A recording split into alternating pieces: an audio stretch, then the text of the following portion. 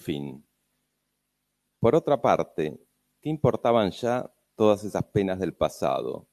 Los amores no correspondidos, los crímenes, el dolor, los infiernos, el castigo.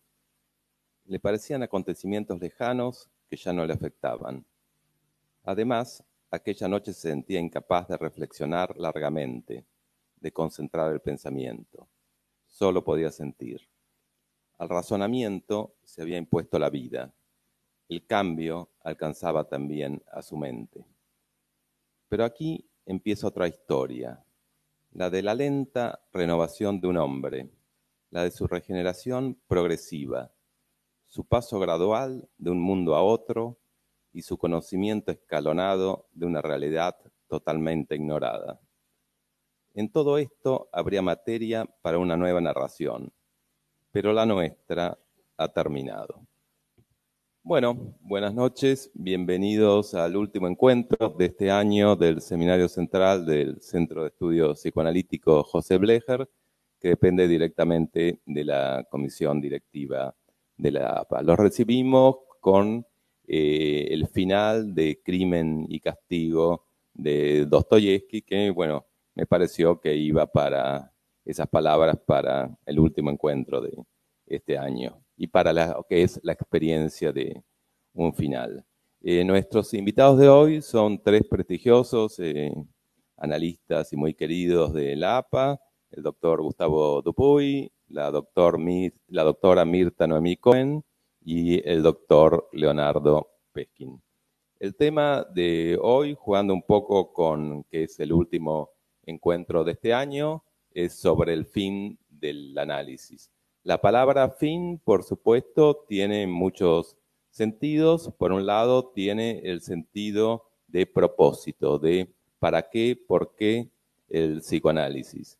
Decir por qué el psicoanálisis hoy, bueno, quizás el próximo año hagamos una actividad sobre esto, el sentido del psicoanálisis, pero eso está más claro que el agua. En un mundo de la enajenación técnica y además donde estamos constantemente afligidos y preocupados por temas económicos y sociales y además las palabras del otro nos caen y nos invaden desde que nacemos. Recuerdan un encuentro que tuvimos sobre el psicoanálisis como práctica literaria, en que hablábamos de cómo los significantes nos llueven y dejan como erosiones en el psiquismo. Bueno, tener un espacio para encontrar algo de la propia voz, de un deseo propio, o de ver cómo están inscritas las palabras de los otros en nosotros, al menos eso, ya es mucho, ya es maravilloso el psicoanálisis. El psicoanálisis seguirá en el futuro como práctica, eso no lo sabemos, pero sí nos cuesta a veces pensar que haya un futuro para la subjetividad si no hay psicoanálisis. Bueno, es como imaginar un mundo sin plantas, de dónde viene el oxígeno. Pero bueno, igual la idea de hoy era el fin como experiencia de terminación. Para eso pusimos una imagen que estuvo circulando para invitarlos, que alguien me dijo, bueno, pero que esa imagen que es un cuadro, un abstracción geométrica, podría ser que el final de un análisis termine con devenir artista, ya no pensar o analizar o comentar el propio conflicto o el propio síntoma o el propio goce, sino directamente hacer algo con él. Quizás el próximo año empecemos con algún encuentro sobre la sublimación. Pero bueno, esa no es tanto la idea. La idea de esta imagen es que, bueno, es traer un objeto matemático, abscisas y ordenadas, un gráfico cartesiano, que sirve, bueno, para graficar funciones, y la función que aquí graficamos en azul es la función analítica, y la línea roja vertical y punteada es hacia donde tiende la función analítica, es decir, el fin de análisis. Ya es algo a lo que tiende la función analítica desde el primer encuentro con un paciente, se llegue o no allí, ¿no? Y bueno, vemos que aquí lo que pusimos es una función partida. Vemos que las líneas azules, la función analítica, tiene dos tipos de comportamiento. Por un lado, en la parte inferior, vemos cómo la línea azul, la función analítica, se va acercando asintóticamente a la línea roja, que sería el fin de análisis, pero sin alcanzarla jamás. Esto parte de una concepción del análisis como tratar de recubrir la cosa inconsciente con la palabra, pero bueno, siempre falta una palabra para decir un todo, no hay un diccionario que tenga la palabra para decir el todo, y bueno, siempre queda una deuda de lenguaje y vemos como también el área que está entre el fin de análisis y la función analítica, la curva azul, también se hace infinita. Justamente esto pasa porque, bueno, es el mismo lenguaje el que crea el inconsciente, es decir, a medida que hablamos, creamos espacios de ausencia. Y la otra parte, arriba, allí vemos cómo la línea, azul, la función analítica, alcanza el fin de análisis y ahí el modelo ya, es otro. Bueno, desde el Centro de Estudios trajimos hoy estos dos modelos, más allá de lo que nos digan nuestros invitados. Allí la función analítica alcanza el fin de análisis porque el fin de análisis es pensado como una fantasía o un fantasma inconsciente muy pregnante para el sujeto que si logramos pensarlo, atravesarlo, algo visualizarlo, hacer algún tipo de insight de eso, bueno, ya alcanzamos un punto de no retorno. No se trataría del recubrimiento de la cosa inconsciente en su totalidad, pero bueno, sí de hacer algo, entrever o ver el fantasma inconsciente, y el fantasma inconsciente es como un eje de la subjetividad, generalmente hace sufrir, por eso es bueno ir a un análisis a ver de qué se trata. Salirse de allí produce angustia. Recuerdan el encuentro pasado donde hablamos de una salida a través de la angustia a un mundo como puro, desnudo, ya no protegidos por algún tipo de fantasía. Y bueno, angustia, la fantasía inconsciente es como el síndrome de Estocolmo, uno está como agarrado ahí, pero da angustia salir, pero si salimos hay nuevas posibilidades existenciales para el ser. Y bueno, por supuesto, esto que trajimos acá es un objeto matemático, es una metáfora, no es la cosa en sí, no es lo real. A veces en el psicoanálisis se confunden los modelos, las metáforas con la cosa en sí, pero bueno, eso es casi a veces psicótico, confundir, no sé, un nudo lacaniano o el esquema que está en el yo y en ello con un real, pero bueno, más allá de eso, sí nos parece que es importante que el analista cree, o cualquiera que hace una cura analítica, encuentre sus propias metáforas para representar sus síntomas, sus conflictos, sus goces. Y bueno, aquí propusimos como un ejercicio de esa actividad, inventamos un poco, trajimos este esquema que estuvo circulando. Y bueno, le vamos a dar la palabra a los invitados. Vamos a empezar entonces con Mirta, que van a hablar aproximadamente 15 minutos y cada uno, ya que estamos en una actividad sobre el fin, el poder interrumpir el deslizamiento significante, cada uno se pondrá un poco su fin. Vamos a ver, estaremos atentos a cómo termina. Bueno, sí, vamos a tenerlo. Bueno, buenas noches. Agradezco al doctor Diego López de Gomar esta invitación tan motivadora que tengo el gusto de compartir con dos colegas de APA, nuestra querida institución. Cuando me puse a pensar en el tema, lo que primero vino a mi mente fue ver qué decían, por supuesto, Freud y Lacan, ya que ellos no sacan las mismas conclusiones y mantienen abierta una polémica. Luego traeré otros autores contemporáneos y por último agregaré alguna viñeta, un pensamiento mío y también algún paciente. Históricamente, Freud toca este tema en Análisis terminable e interminable en el año 1937, unos pocos años antes de su muerte. Dice Freud: yo había adoptado otro modo de acelerar un tratamiento psicoanalítico ya antes de la guerra.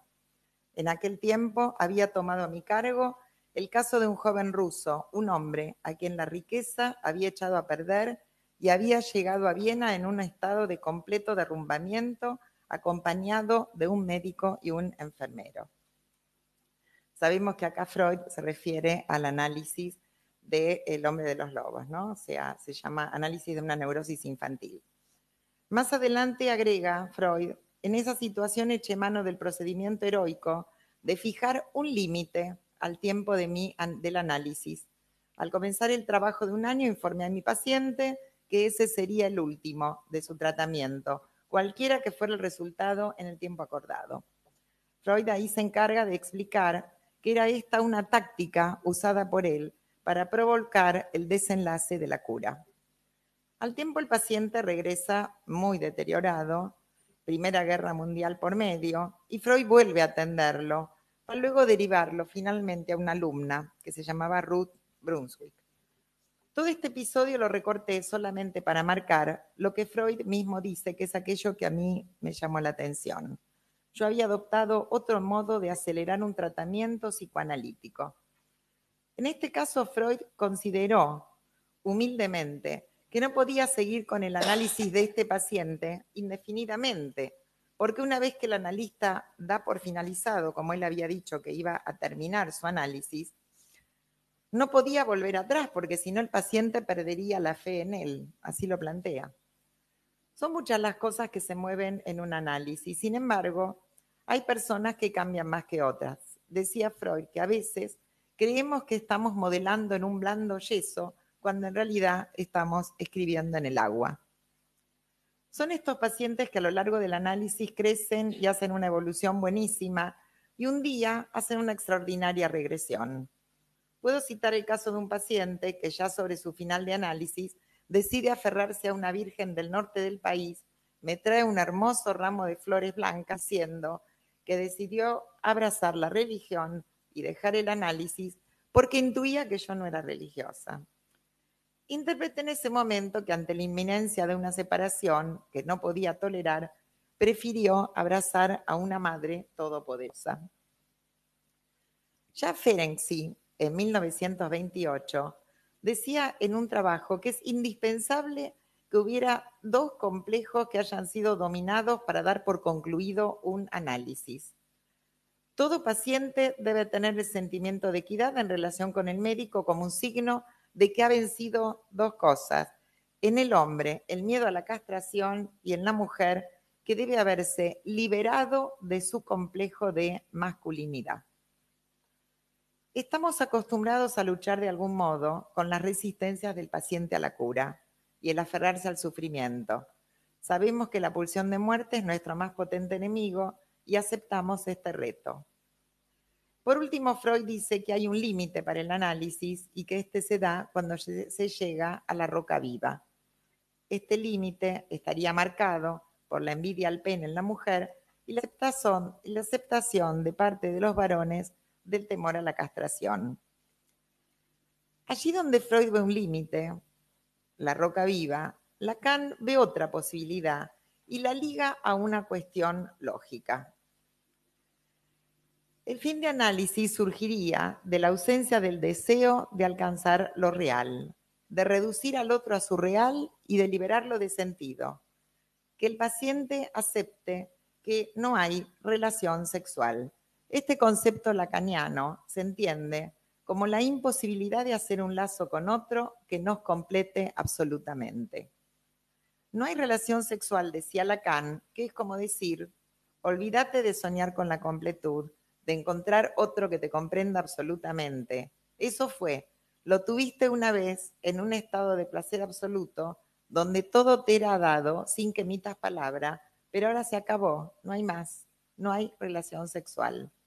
Este y no otro sería un fin de análisis, pero sabemos que somos humanos y como tales vivimos esperando, como decía Proust, el paraíso perdido. El trabajo del analista, Lacan lo nombró como el deseo del analista. Este sería el deseo de quitar el velo ficcional que mantendría a los neuróticos en un estado de adormecimiento y les impediría enfrentarse a lo real. En tanto tal, el deseo del analista, tanto para Lacan como para Freud, es un deseo de despertar a los neuróticos de sus quimeras, para enfrentarlos a la cruda realidad, como ya lo expresa desde un principio cuando dice Freud, transformar la miseria neurótica en un infortunio corriente. Y luego en el malestar en la cultura, cuando deja claro que la felicidad es una utopía que el hombre busca intermitentemente por periodos. Para que haya análisis tiene que haber deseo del analista. Y los analistas que disponemos de este deseo deberíamos estar advertidos de ello. Por esta vía el fin del análisis consistiría en que el analizado se desengañe del otro y que ejercite un goce distinto de cualquier ideal sublimatorio, un goce singular, único e irrepetible. Miller, en el 2015, dice que Lacan señaló de muchas maneras que el fin de análisis es una cuestión lógica, como dije anteriormente, ahora lo retomo con Miller. ¿Qué quería decir cuando hablaba de lógica? ¿Por qué habla de lógica un psicoanalista? Pienso que Lacan en su transferencia con la filosofía, la lógica y las matemáticas, intentó un modo nuevo de transmitir el psicoanálisis. En este caso, él denomina fantasma fundamental a la relación del sujeto con un elemento que ya no puede traducirse en palabras, donde no hay significantes, no es un simbólico, es algo real, y a este elemento lo nominó objeto A minúscula. Este objeto lleva también el nombre de plus de goce porque representa todo aquello que hace sufrir al sujeto masoquísticamente, pero de lo que no está dispuesto a librarse. Toda interpretación debería apuntar a lo no dicho, a lo imposible de poner en palabras, a ahorrarnos la catarata de expresiones que solo informan de hechos y carecen de sentido. No porque no lo tengan para el paciente, pero lo que se puede decir no tiene límite. En cambio, lo que esperamos que emerja es limitado. Por supuesto que no hace falta decir todo, ello es imposible. Lo importante es contornear aquello que no se puede decir, bordear ese regal, ese agujero negro, esa roca viva o como gusten llamarlo, y en ese dar vueltas sobre lo que no se puede decir, va surgiendo algún decir distinto. El fin de análisis es, no se puede decir todo, como dije anteriormente, porque el decir es infinito. Por eso cuando damos una interpretación, no apuntamos a que el paciente nos cuente ya que eso forma parte del anecdótico.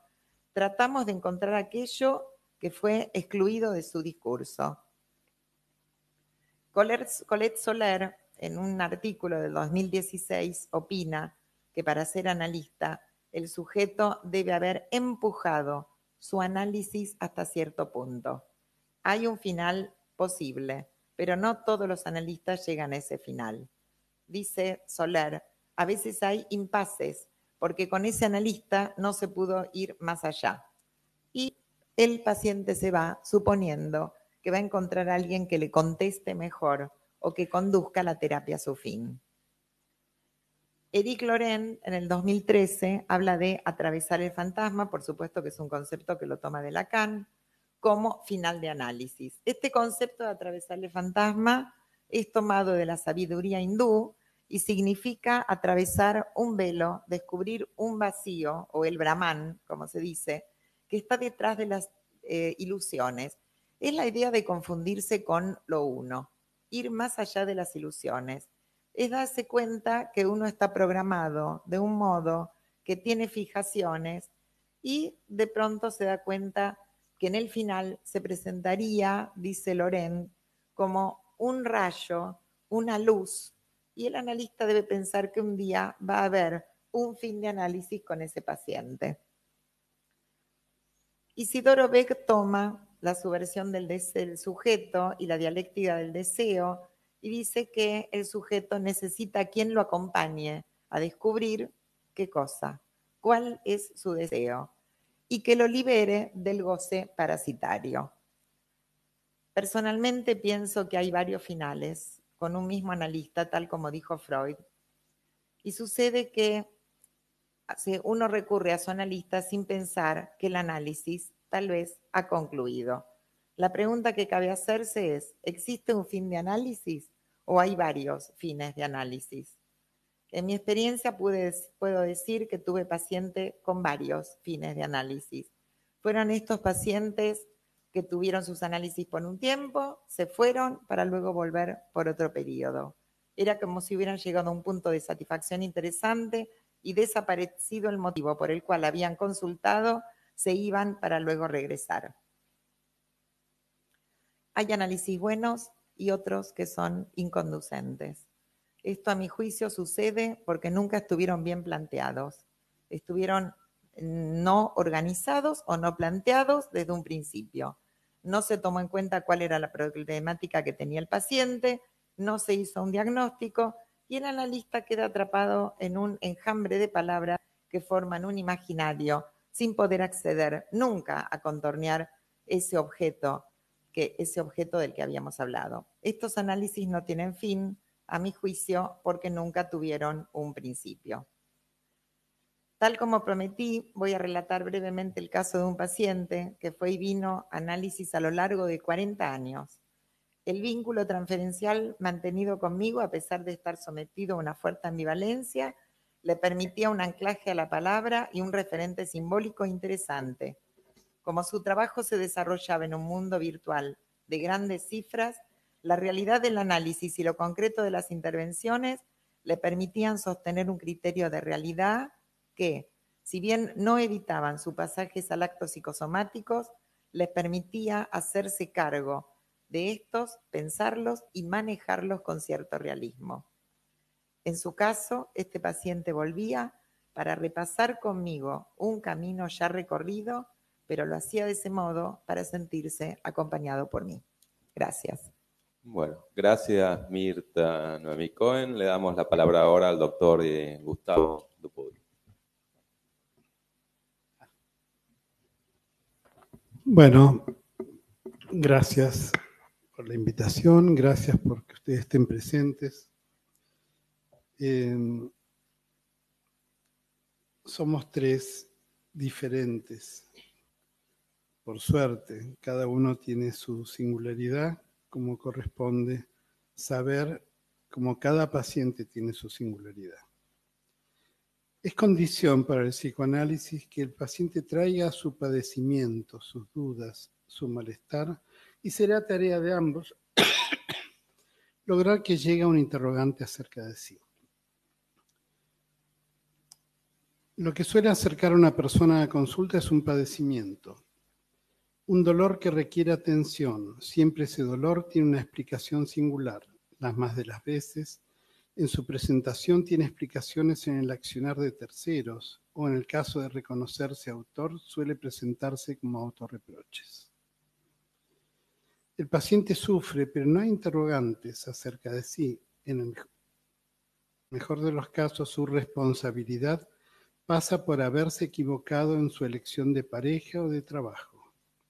Nuestra pretensión sería mostrarle, ayudarlo a descubrir que allí donde alguien se equivoca, apelando a la ignorancia, alguien acierta, algo desconocido de sí acierta. Y ese sufrimiento es parte de un deseo que busca satisfacción. En este punto no es una tarea pedagógica acerca de cómo vivir, sino sobre la admisión de otra lógica a través de la cual el sujeto puede entender lo desconocido de sí mismo y aceptarse como responsable de su existencia. Incluimos, por supuesto, el objeto de su queja. Me gusta pensar, y esto lo aprendí atendiendo a niños y púberes, que establecemos con el paciente una sociedad de investigadores. Más de una vez lo usé como recurso. Somos detectives. Estamos buscando algo de por qué te pasa esto. Si recordamos que buscamos algo oculto, algo perdido que actúa hoy, aunque cronológicamente pertenezca al pasado, pero se hace presente en el sufrimiento y en el dolor que trae el otro a la consulta. No es el pasado lo que nos importa. No es cierto que los psicoanalistas hurgamos en el pasado. Es lo que sigue presente en el dolor. Es lo actual. Amélie, de 8 años, hija de una madre francesa y padre argentino, separados, viene a su primera sesión. Un bomboncito muy bonita, coqueta. Entra, nos saludamos, mira el consultorio. Hay una mesita con 2 sillas con objetos que considero apropiados para su edad. Mira al diván y me dice, ¿para qué es eso? Las personas grandes que yo atiendo se acuestan en él. Y eso, mi sillón. Ahí me siento yo. Sentate, me dice. Ella se acuesta boca abajo, apoyando su cara en los brazos flexionados, mirándome. Los pacientes grandes se acuestan boca arriba, sin mirarme. Lo hace. ¿Sabes para qué venís a verme? Porque estoy muy triste, y llora. Y empieza a llorar muchísimo. ¿Por qué estás tan triste? Porque mi mamá y mi papá se separaron.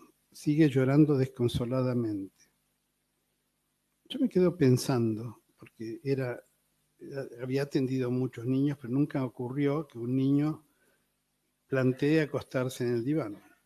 Así, a los 8 años. Entonces, Amélie, qué triste que estás. ¿Cuándo se separaron? Se sienta, se pone a pensar y con la lengua afuera, entre los labios, cuenta con los dedos. Cuando tenía 5 años, fue hace muchos años, pero tenés mucha pena. A mí me parece, Amélie, que debes sentir que el tiempo no pasó y cada día sufrís como si fuera el día que te dijeron que se separaran. Van. Se sienta, me mira y me dice, ¿sabes, Gustavo? Que esto me pasa. Se seca las lágrimas, se refriega los ojos y aparece una sonrisa. Claro, eso me pasa.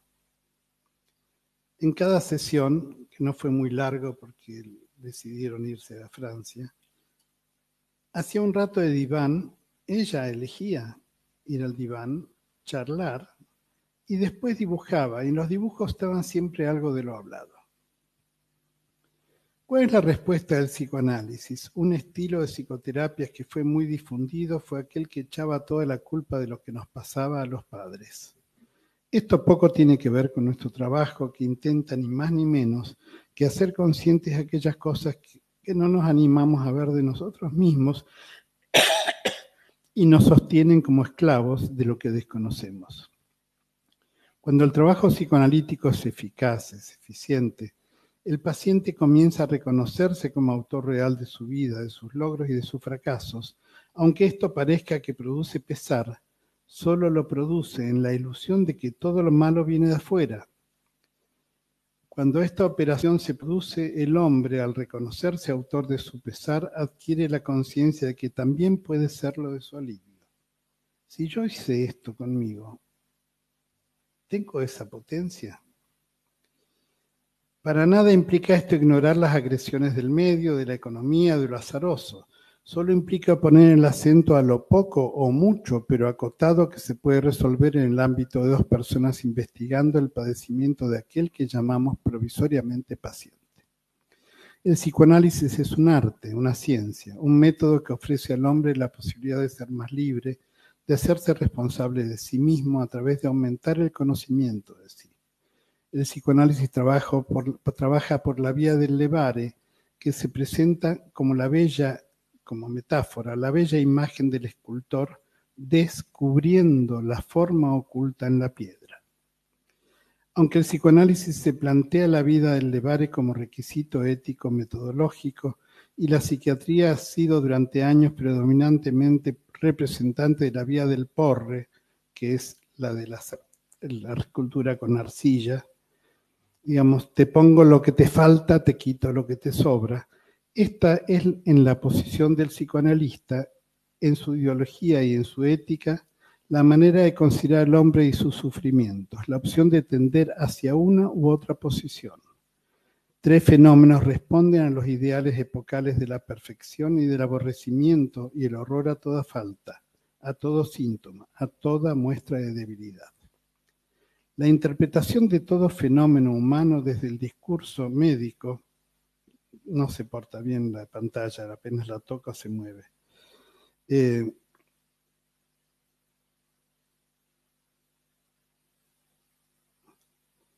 ¿Por qué razón insisto en este tema? Porque nos abarca a nosotros los psicoanalistas también. No es lo que trae el paciente como resistencia. También nosotros tenemos que trabajar sobre aquello que no se nos ocurre y nuestras propias resistencias. De la misma manera, esta posición de lo humano de necesitar rápidamente maquillar las rugosidades de la vida constituyen a la vez un método de anestesiar los afectos displacenteros. La anestesia, todos lo sabemos, no actúa solo sobre el dolor, sino enajenándonos de nuestra sensibilidad, también sobre ciertos niveles de placer. Desde la vía del porre, que es poner y esculpir, se ve al paciente como un modelo de salud a imagen del ideal del médico, ideal necesariamente coherente con los tiempos actuales en los que la velocidad y el rinde pasan a ser los valores principales.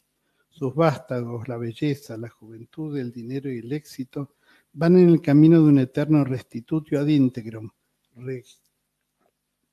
arreglar sin cicatriz, arreglar sin marca. Ya no como descripción de una forma de cicatrización, sino como una imposición para desconocer la falla, para abortar toda conciencia de finitud. La sociedad, el paciente y el médico son poseídos. El médico me refiero como acto de curar, no como médico, título de médico, sino estoy llamando médico a todo terapeuta, ¿sí? Psicólogo o médico. La sociedad, el paciente y el médico son poseídos por la misma imposición. Entramos por esta puerta en uno de los factores que producen alivio, curación en quien acude a nuestros consultorios. La fe y la idealización de nuestra figura del analista hacen no solo lo que llamaríamos curación transferencial, sino la confianza en la palabra sanadora, aun cuando inducimos a la difícil tarea de hacerse responsable al paciente de sus fallas. La vía del Levare queda metaforizada perfectamente por los esclavos inconclusos de Miguel Ángel. Estos se encuentran en el Museo de la Academia de Florencia, en el Louvre, pero queda una parte, digamos, son esclavos esculpidos maravillosamente, pero una parte del esclavo queda incluido en la piedra sin esculpir. Son los esclavos inconclusos que los llaman. Tampoco es absolutamente lograda la función del Levare pura, siempre hay algo de la función apostólica, tal como nos lo describe Balint en el trabajo psicoanalítico. Nuestro trabajo no es aséptico, como algunos pretendió Meltzer, psicoanalista inglés, o quienes intentan reducir la palabra a fórmulas matemáticas. La singularidad del paciente, que está implícita en la consideración hacia el psicoanalizado, encuentra otra singularidad ineludible en el mismo analista. Heinrich Racker, pionero del psicoanálisis argentino, austríaco, no médico, musicólogo y filósofo, dice en Ética del Psicoanálisis, Psicoanálisis de la Ética, cuando ponemos nuestra chapa en la puerta, decimos soy culpable y quiero reparar. El analista está implícito, está implicado inevitablemente en el trabajo psicoanalítico. Acordamos con que lo inconsciente no se agota y que bien se puede entender que el psicoanálisis es una tarea interminable, mucho más para los psicoanalistas. Algunos acordamos con esta posición. Hipócrates decía que podía ser médico quien era capaz de interpretar sus propios sueños. Interesante. desde la Grecia antigua. Me curaron la ansiedad y me quedé sin ansias. Es una frase bella que no sé de qué película de Bergman yo la vi y jamás voy a recordar de qué película es. Pero la ansiedad también describe cosas diferentes. El estado ansioso que puede graficarse por una persona inclinada hacia adelante, con permanente tendencia a caer o actuar. Desde otra manera, la podemos asimilar a un aspecto interesante de la inquietud, como la tendencia cuestionadora y creadora. Ansias como deseo inquieto. Uno de los fundamentos para el análisis de alta frecuencia es que mirabas tu reloj, pensé que... No, vos tenés que poner tu final. El final está al final del texto, pero yo no miro el reloj. Está acá, pero no lo miro. Prefiero no verlo. Uno de los fundamentos para el análisis de alta frecuencia es que la naturaleza humana nos conduce siempre a la curación de la inquietud. Las certezas son muestras ya que curan al desorden de la incertidumbre. Al salir de sesión, cuando ésta fue conmovedora, en este sentido la tendencia de la neurosis es a cubrir la inquietud con certidumbres, como un pozo que se intenta hacer con las manos en la arena seca. Vemos entonces, vamos al punto, la curación es la inquietud, aunque la duda de la incertidumbre nos orilla en la angustia y el dolor. No podemos afirmarlo, pero sí que estamos en camino de una verdad en la misma incertidumbre. Podríamos asimilar la idea del síntoma con un falso enlace cristalizado al fundamentalismo, estoy leyendo horrible, me tienta a pensarlo. Simone de Beauvoir y Stefan Zweig, en dos libros distintos, dicen palabras similares. Cada uno tiene la ideología que su neurosis condiciona. Entonces, ¿nuestra libertad es una ficción? Pero es esperable que el trabajo psicoanalítico nos acerque elementos que permitan, si no desujetarnos totalmente, seguir logrando una mayor flexibilidad dentro de esta trama. Voy a avanzar un poco porque como no estoy mirando el reloj,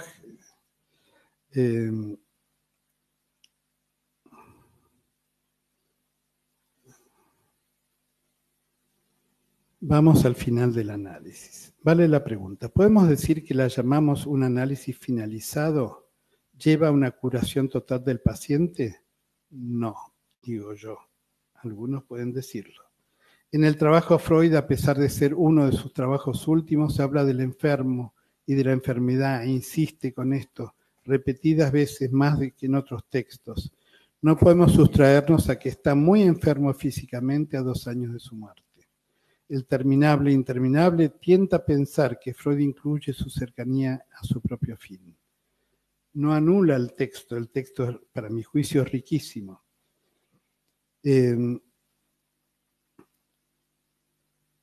Dos finales de análisis. Uno es aquel que se refiere al final del tratamiento con el analista, lo que implica un duelo, una pérdida parental.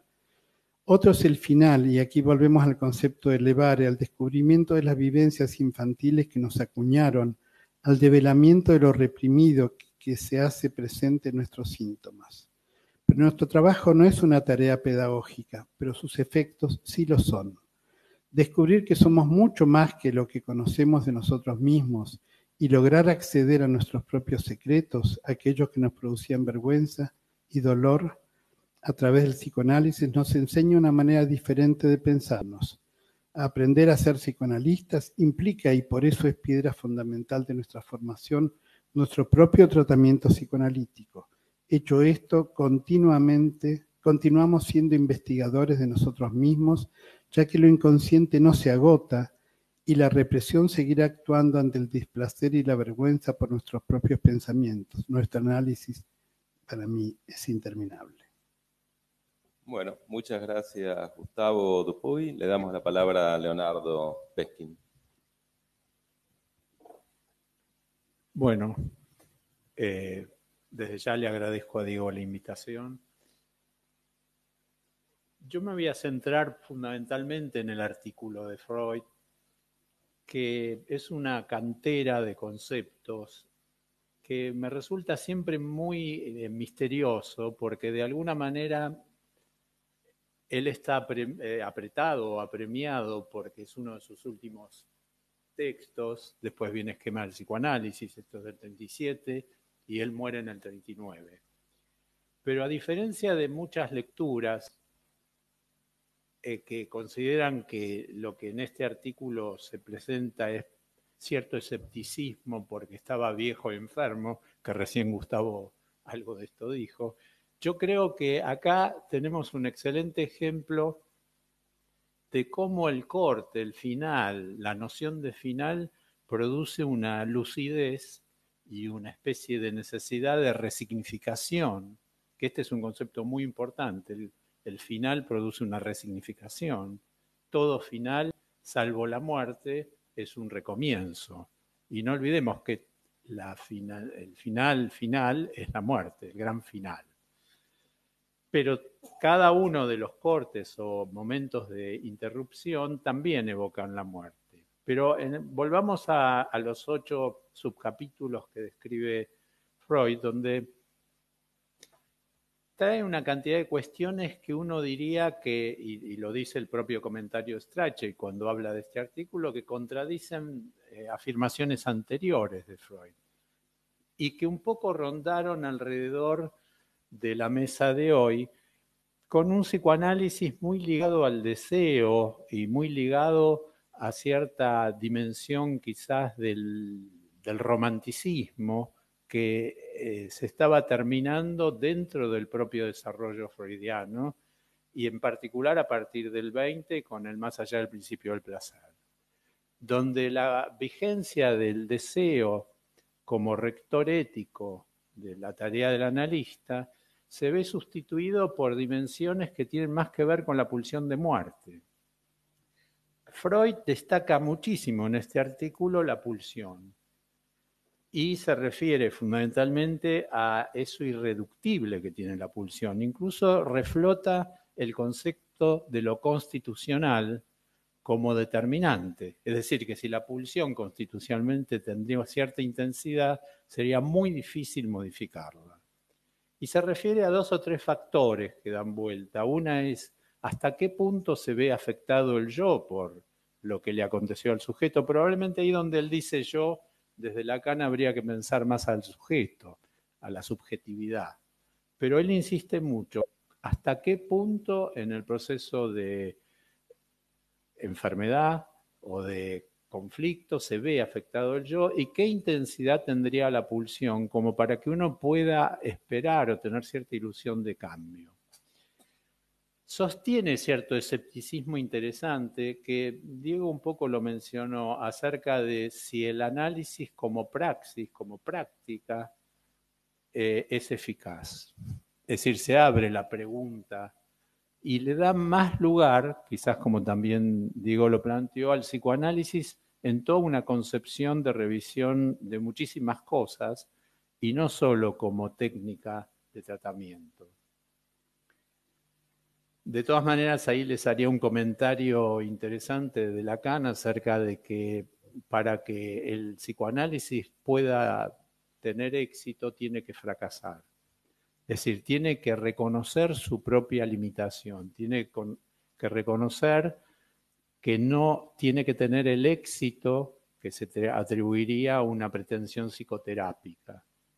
Cosa que también discute de modo muy interesante Freud en el artículo porque de algún modo cuando habla de que se intentó apurar el proceso analítico, como los planteos ligados al trauma de nacimiento, como modalidad para poder acortar el análisis, ligado con la aceleración de la sociedad norteamericana que tenía la American Prosperity.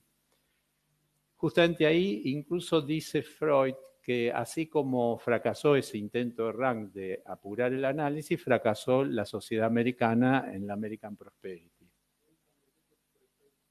De análisis terminable e interminable, que es el texto de base que hoy nos propusieron. Ese fracaso, que es muy interesante porque ahí tenemos a Freud en la lucidez de cuestionar determinados apremios sociales y no solamente atenerse al acontecimiento circunstancial de la investigación, sino cómo ésta se ve afectada por los fenómenos culturales que rodeaban. El asunto también sería que tengamos en cuenta que en estas idas y vueltas de Freud, él hace un proceso que algunos autores, Manoni en particular, lo denominó de Aufhebung. Es decir, que él abandona ciertos conceptos, pero nunca los abandona del todo.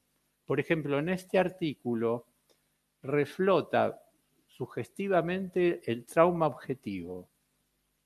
Él había dicho que el trauma objetivo más o menos había que sustituirlo por la fantasía como traumática y lo relegó. Sin embargo, acá lo vuelve a traer. No solo lo trae, sino dice que habría más chances de que el análisis sirva para curar a alguien si hubo un trauma. Lo otro que agrega, que creo que es trascendente, es que el análisis sirve para aquello que ya aconteció. Es decir, para algo que fue en algún momento y dejó su saldo. No sería tan útil para un proceso agudo, en curso, donde quizás haya que pensar que no es que no hay que hacer nada, sino que quizás haya que estar esperando para poder decir algo. Por ejemplo, en situaciones traumáticas inmediatas o en duelos, etc.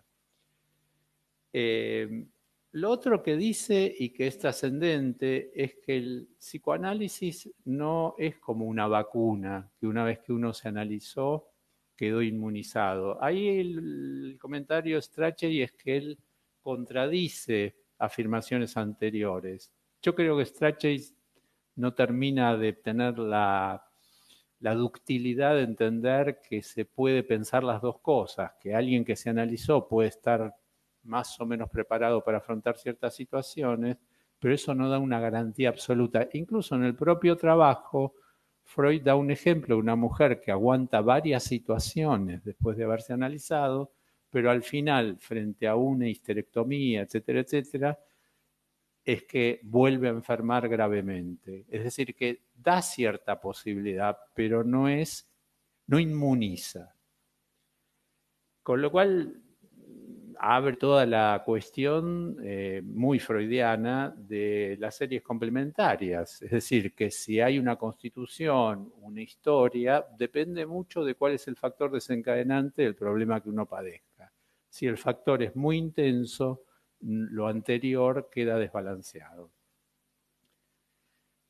La otra cuestión interesante en la revisión del artículo que lo mencionaron es el situar el límite del análisis en relación al lecho de roca, que es esa cuestión de no soportar la inferioridad en el hombre frente a otro, el sometimiento, y en la mujer la situación de envidia.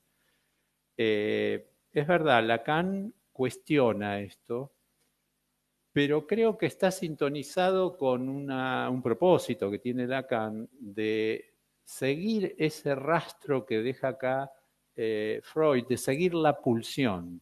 Es decir, a partir del descubrimiento o de la creación del objeto A de Lacan, que es el objeto pulsional, él incluso llega a decir, bueno, ya no le pedimos más el deseo a nuestros analizantes, le pedimos la angustia.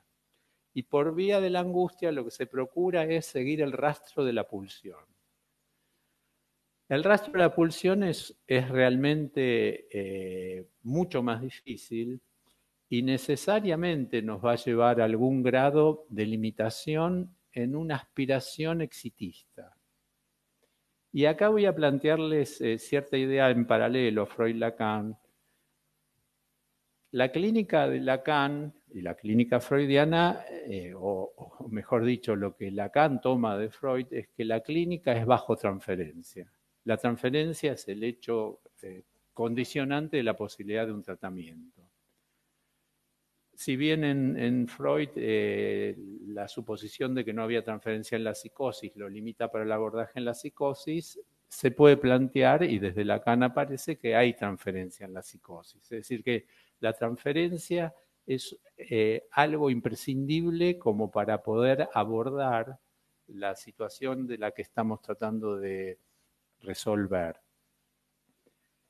Entonces, freudianamente, y recordemos artículos anteriores a Análisis Terminable e Interminable, Freud consideraba que el paciente viene con un síntoma, entra en transferencia, el síntoma se transforma en la transferencia, se diluye, se ve sustituido por la transferencia. Y si seguimos al Freud de análisis terminable e interminable, ese síntoma se resolvería junto con las inhibiciones y junto con la angustia. En el pensamiento de Lacan, y acá hay una objeción interesante, sí se puede pensar de que se viene con un síntoma, sí es una clínica bajo transferencia, pero la pretensión no es que desaparezca el síntoma, sino que se transforme. Y ahí hay un concepto fundamental en la concepción de fin de análisis de Lacan, que es ¿qué destino va a tener el síntoma? Y ahí vienen los últimos seminarios, el 23, cuando habla del síntoma, que es un síntoma transformado como condición de expectativa de que haya habido algo que se transformó en el análisis. Es decir, que no sería tanto el atravesamiento del fantasma. En ese sentido, lo que dice Laurent de la mística oriental, yo creo que es relativo, porque incluso Miller mismo habla de que el atravesamiento es una travesía, es el recorrido, es el desciframiento, es conocerlo. Y conocerlo y no deshacerlo, porque no se puede vivir sin constitución fantasmática. Lo que sí se puede es resituar el efecto sintomático que tiene el fantasma sobre el sujeto.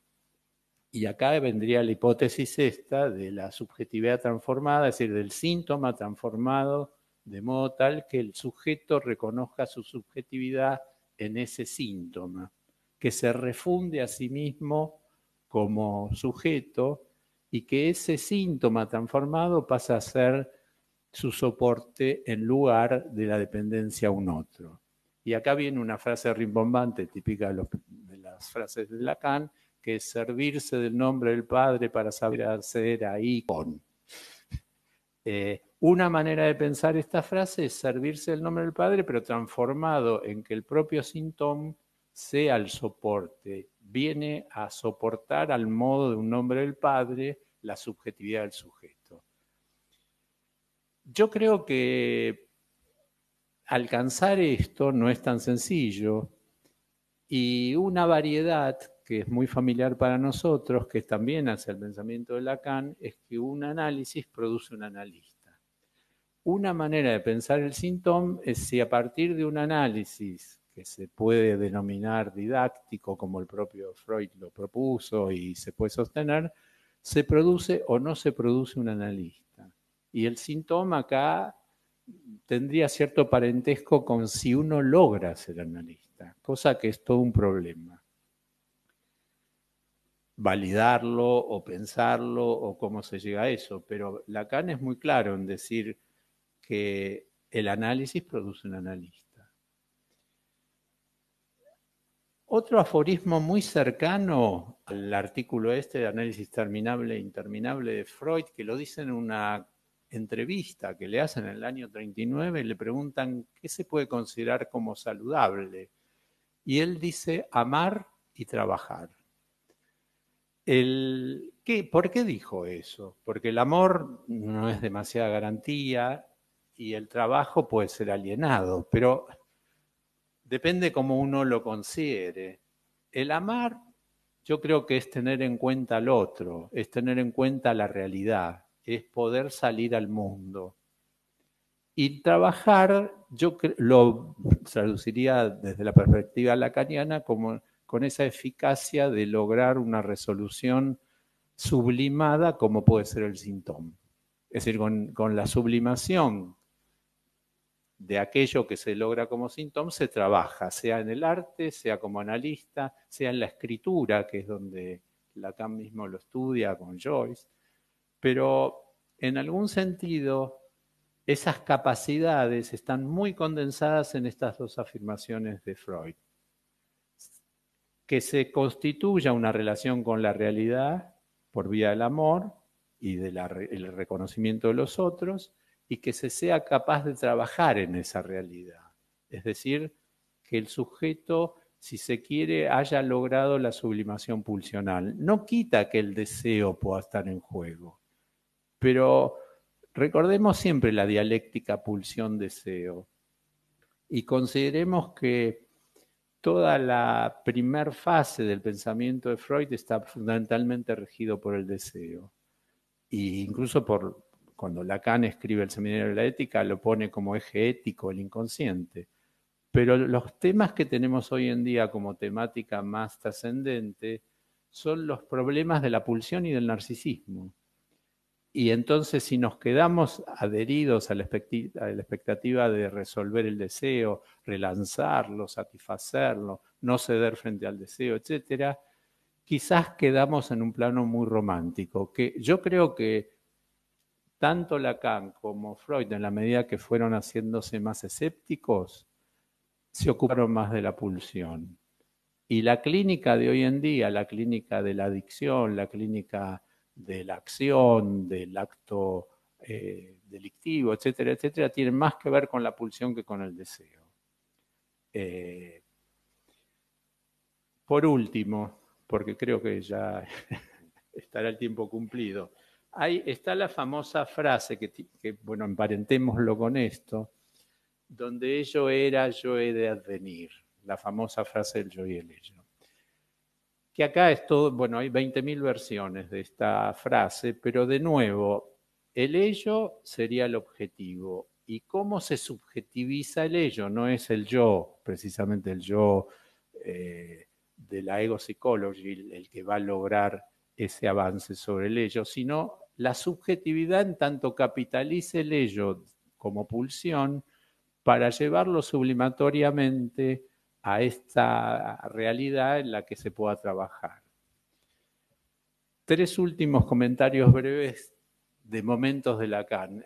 Al principio del pensamiento de Lacan sobre la temática del ser, plantea en el estadio del espejo, dice, hay que acompañar al paciente al límite extático del tú eres eso, de la cifra del destino mortal, como si se pudiera alcanzar el ser en la medida que se acepta la muerte, Heidegger, etc.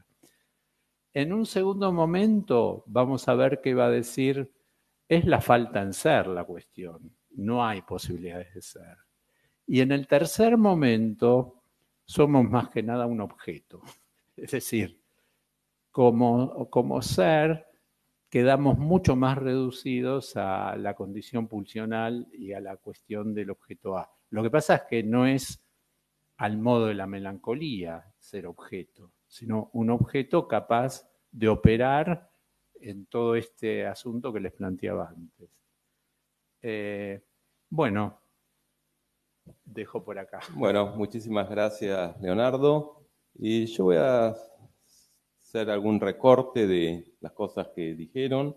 Les voy a hacer una pregunta a los tres, la misma, para ya ir generando que nuestra audiencia después tome la palabra, ¿sí? Mirta trajo un poco la cuestión lógica, el fin de análisis como una cuestión lógica, que el paciente acepte algo de la no relación sexual, el paciente viene con un paraíso perdido, con la fantasía de poder reencontrar un paraíso en el análisis y en su vida. Y bueno, el análisis, un buen psicoanálisis le muestra que eso es difícil. Después, Gustavo trajo en algún momento de su exposición el hacerse libre y trajo los esclavos inconclusos que están en la Academia de Florencia, que bueno, como que el analista o Miguel Ángel los hubiera hecho un poco, es muy linda esa metáfora que trajiste, los hubiera hecho salir de la piedra, pero todavía están ahí a medio hacerse. Así los dejó Miguel Ángel y quizás dejamos nosotros nuestros pacientes en algo similar. Y después Leonardo trajo, bueno, más metiéndose mucho en el artículo, la idea, sí, también de amar, trabajar en relación al fin de análisis, del lecho de Roca, de la relación con la realidad, de la sublimación y de algo de la subjetivación del ello. Sin embargo, bueno, está todo esto, pero la pregunta que les quería traer es que, por ejemplo, hay una obra de Beckett que se llama Final de partida. Y ahí hacia el final de la obra una voz dice, su tiempo acabó y dudó todavía, y dudó hasta el fin. Pero sin embargo, hay fin. Entonces, podemos traer muchos criterios para el fin de análisis y apoyarnos en lógicas, en los esclavos que tienen que salir de la roca hasta cierto punto, o amar y trabajar cuánto, pero finalmente, más allá del cálculo que hacemos lógico en relación a un fin de análisis, hay una apuesta, hay un acto del analista, ¿sí? Y que tampoco, ahí no sé si se trata de dejar siempre la puerta abierta. Bueno, me despido de usted, bueno, queda abierto, puede llamarme cuando quiera, etcétera, etcétera, porque ahí se disuelve algo del acto, ¿no? Puede ir a buscar otro analista, pero eso ya es otra cosa, ¿sí? Pero bueno, ¿cómo piensan esa incerteza en relación al fin de análisis, en relación a eso donde no hay tanta apoyatura, ya no hay tanto cálculo? ¿Hasta cuándo sacás Gustavo, Mirta, Leonardo, el esclavo de la roca? Y cuando dicen, bueno, ya está, y bueno, ¿cómo es eso? A ver, no tenemos una medida, yo no tengo una medida ni me interesa mucho tenerla. El análisis continúa mientras haya producción analítica, mientras haya trabajo analítico. En estos tiempos en que muchos pacientes se resisten a más de una sesión, nos encontramos con serios problemas. Si el paciente no tiene un análisis previo, a mi gusto, digamos, y en mi experiencia, importante, en muchos casos, la diferencia entre cuando logramos que pase a una sesión siguiente, donde lo que se habla no es de lo anecdótico, sino que yo no tengo nada que decir, amenaza esa con ser la mejor sesión. Entonces, hay toda una cantidad de dificultades que tienen que ver, digamos, yo lo estoy descubriendo ahora que varios pacientes pasaron a 2 sesiones, es otro paciente. Y él me ve como otro analista, porque trabajamos de otra manera. En cuanto al fin, trabajar con adolescentes o con niños, el fin es otro. Digamos, sí, solemos trabajar con aquello que traen y aquello que se resuelve. Se resuelve un síntoma, se resuelve un comportamiento. No es así cuando el paciente empieza un análisis y empieza a ser un investigador junto con nosotros. Más allá de la asimetría, el paciente investiga, busca, hurga. Y se me acordé tal cosa, sí, era tal otra, sí, era tal. Entonces, no pienso en el fin del análisis, salvo cuando el trabajo, digamos, están resueltas las cosas por las que vino, pero eso para mí no es el fin del análisis, sí en los niños o en los adolescentes a veces.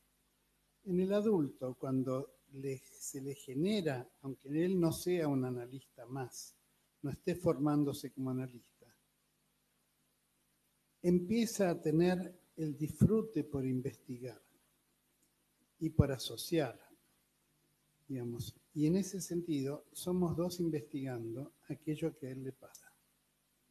Tomo algo de Ceccio cuando plantea la ocurrencia del analista, digamos, acerca de la contratransferencia. La ocurrencia del analista no es suficiente para acuñar una interpretación, sino hay autoanálisis de si esa ocurrencia es nuestra o es del paciente. Si eso que se nos ocurrió no es algo que nos está pasando a nosotros o del paciente.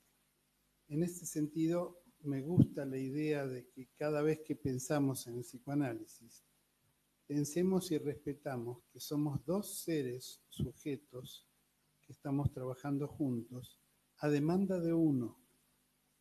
Pero nosotros estamos demandando cuando decidimos ser psicoanalistas y nos ponemos ahí para el trabajo. Gracias, Gustavo. Bueno, yo pienso que hay análisis mientras que hay deseo del analista y del paciente de continuar trabajando juntos.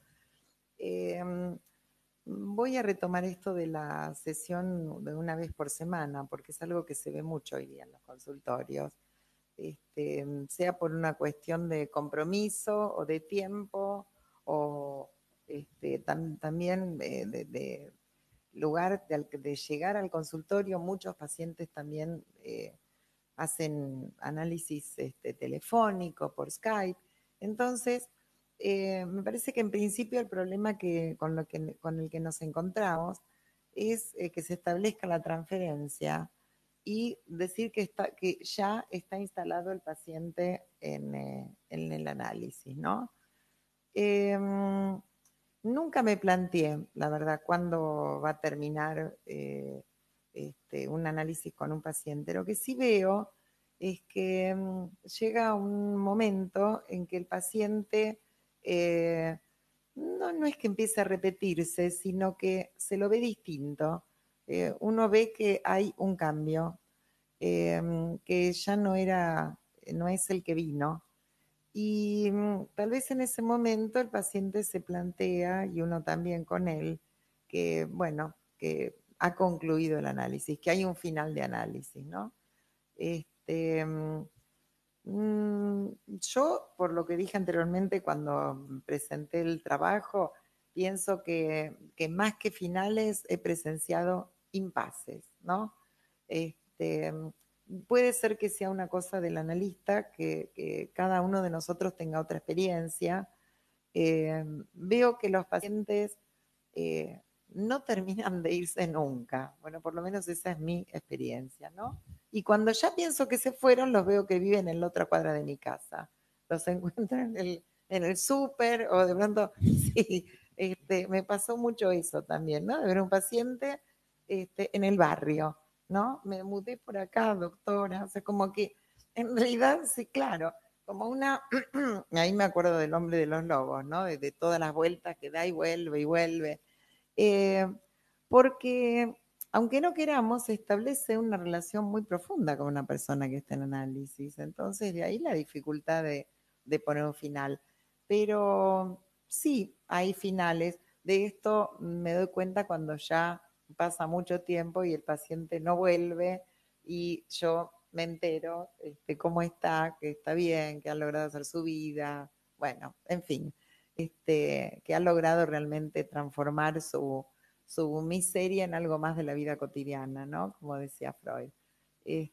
Pero no pienso que sea algo calculado, aunque sería interesante que así fuera, que uno pudiera decir, bueno, con este paciente me voy a proponer tal plan.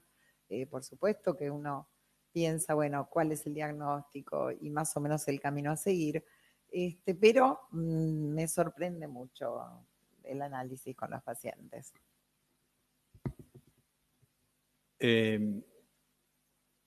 Yo lo que le señalaría, volviendo al artículo de Freud, que justamente entre todas las cosas que me sorprenden es todo lo que lo jerarquiza Ferenczi en ese artículo y el resentimiento de Ferenczi con Freud, porque no le analizó ciertas cuestiones. Si ustedes miran al pie de página donde menciona esto, Ferenczi se analizó 3 semanas, 2 veces,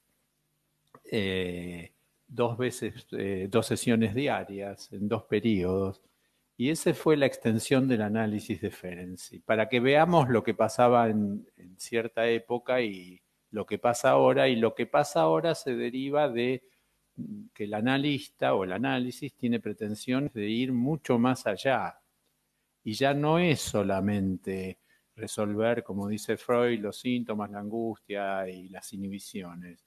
Ella es una especie de demanda de época del analista como coach, como soporte o como lugar de reflexión, que no es poca cosa. A lo mejor, incluso como traía Diego, es un espacio donde todavía puede haber algún grado de reflexión introspectiva frente a la ausencia social de ese tipo de espacios.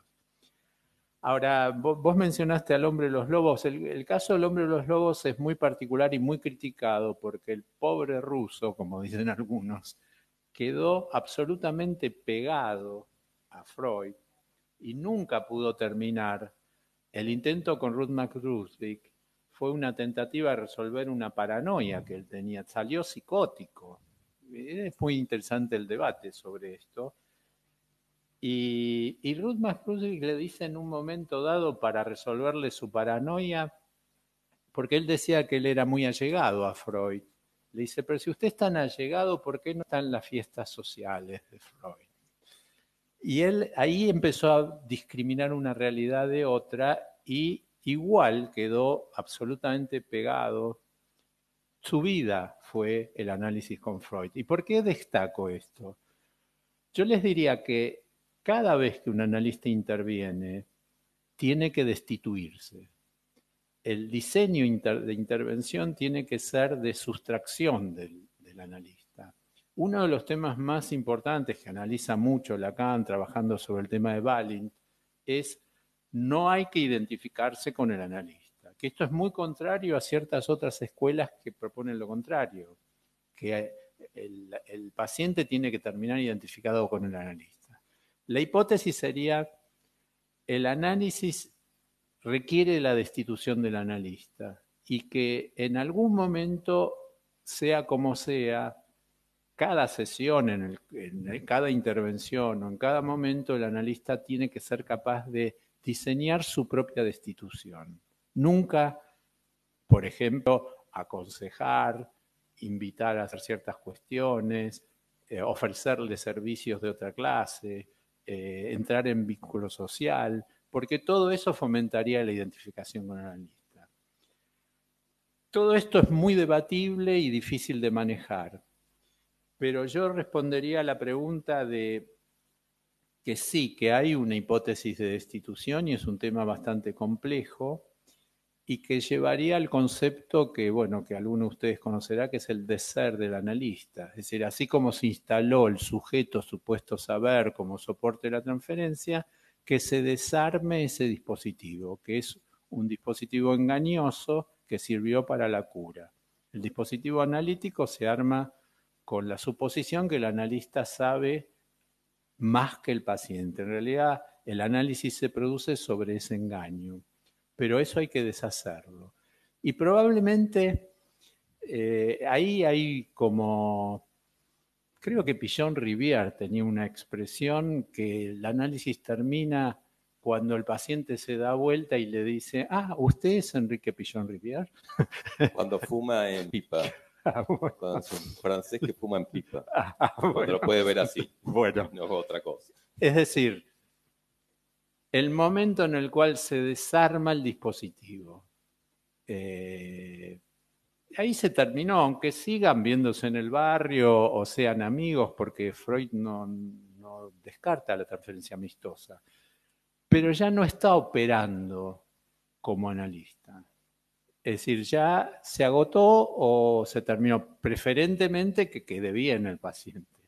Porque también a veces se termina un análisis y el paciente requiere de otros análisis porque no resolvió sus cuestiones. Pero es central esta idea de la no identificación con el analista. Creo que un problema que tiene Ferenczi y que Freud por alguna razón quizás se sintió culpable, por eso lo menciona tanto, es el resentimiento de Ferenczi porque no le interpretó cosas acerca de cuestiones hostiles, como si fuera, no lo vio con malos ojos. Esto es una crítica que se le hace más de una vez a Freud. Tampoco parece que pudo ver como con malos ojos al hombre de las ratas. Le costaba ver cosas penosas o difíciles. Gracias, Leonardo. Bueno, vamos a ver si hay alguna pregunta de la sala.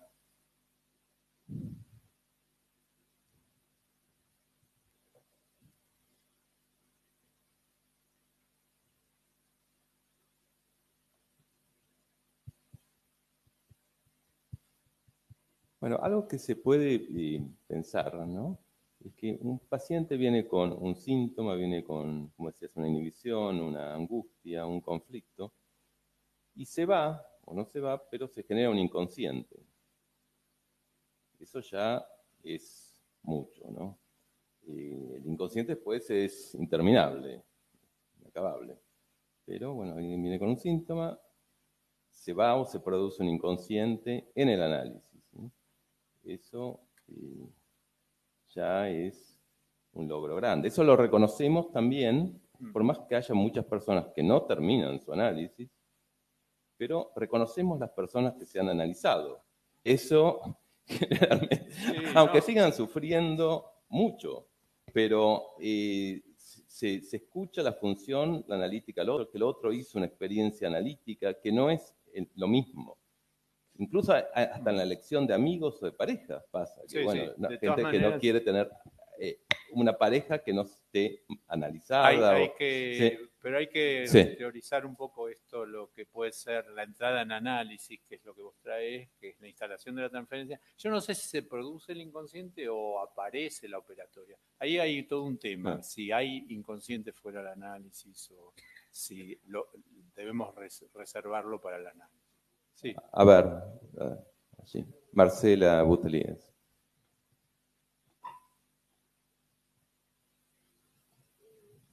¿Qué tal? Bueno, justamente lo que vos acabas de decir, ¿qué se genera? César Botella dice que se genera un espacio de neoformación para pensar diferente. Hay un espacio mental nuevo que uno lo utiliza para autoanálisis y a veces, bueno, la vida continúa y queda superado por situaciones y ahí es donde vuelve a su análisis para reformular ese espacio, para poder habilitarlo nuevamente, ¿no? Eso dice, el espacio de neoformación lo llama Botella. Gracias, Marcela. ¿Vas a decir algo, Gustavo? Sí, yo la verdad que me resulta ajeno la idea de que se genera inconsciente, pero sí la conciencia del inconsciente. Digamos, quizás eso sí sea, y tomando lo que decía Marcela, tiene sentido recordar que en la APA y cuando yo empecé mi formación, digamos, dentro de la APA, lo que se estudiaba fundamentalmente era Klein. Klein tiene un concepto que tiene que ver con la poción esquizoparanoide, que llama aquello que dice, el niño se golpea y dice, mesa mala, mala, mala, mala. Esto lo vemos nosotros y lo vemos hoy en los chicos, digamos, donde no hay una conciencia de uno tomando participación en aquello que nos daña, sino que todo lo que nos daña es de afuera. Y este paso en todos los pacientes de análisis, cuando empiezan a descubrir que aquello de lo que padecen, ellos son autores de ello, y que no tiene sentido seguir con mesa mala, mala, mala, digamos, porque la poción esquizoparanoide sigue presente eternamente, lo vemos en el discurso de los políticos, por favor, en todos los políticos, no estoy hablando de unos o de otros, todos responsabilizan al otro de lo que nos pasa. Entonces me parece que sí, lo que aparece es la conciencia del propio inconsciente. O sea, que somos más que de lo que creemos o conocemos. Ahora, cabe que alguno se melancolice y se responsabilice demasiado a sí mismo cuando le están arruinando la vida. Es decir, es interesante. Ahora, yo lo que creo es que ese espacio que vos describís, ahí tendríamos un detalle. ¿De quién es? ¿Es de fulano? ¿Ese es mi analista? ¿Es un espacio de alguien? o cuando se promueve se produce una capacidad de análisis que no es de nadie, sino que hay o no hay análisis. Incluso yo te agregaría más, y creo que esto lo tenemos que tener en cuenta, hay experiencias de la vida sin analistas que operan como análisis. Hay lectura de textos que operan como análisis. Hay experiencias en viajes o en vínculos. Entonces las propiedades de, por eso yo te decía del inconsciente o de la subjetividad, no son propiedades de los analistas. Es como si la salud fuese de los médicos. No, no es de los médicos. Algunos dicen que de alguna manera el 98% de los casos se curan si los médicos lo dejan curarse. Los que los cura, yo los vendo y Dios los cura. Bueno, se curan desde otra dimensión, pero yo no desvirtúo lo que es un analista. Pero lo único que hace el analista es potenciar las propias capacidades de análisis, si no mete la pata. Es decir, es un espacio, una posición que promueve el análisis. Pero la capacidad de análisis, el inconsciente y la posibilidad evolutiva deriva del propio sujeto y no es propiedad de alguien. Esto es importante porque los analistas, no me voy a excluir, creemos que somos propietarios de eso. Nos creemos el sujeto supuesto saber. O este es mi paciente. En vez de ver que el análisis no es de alguien, sino hay o no hay. Y probablemente el asunto sería poder testimoniar si hay o cuándo deja de haber. Y por ahí ver que mejor se está planteando la cuestión en otro espacio, en una otra historia del propio paciente, dejarlo ir. Quería comentar algo, una anécdota que siempre la cuento.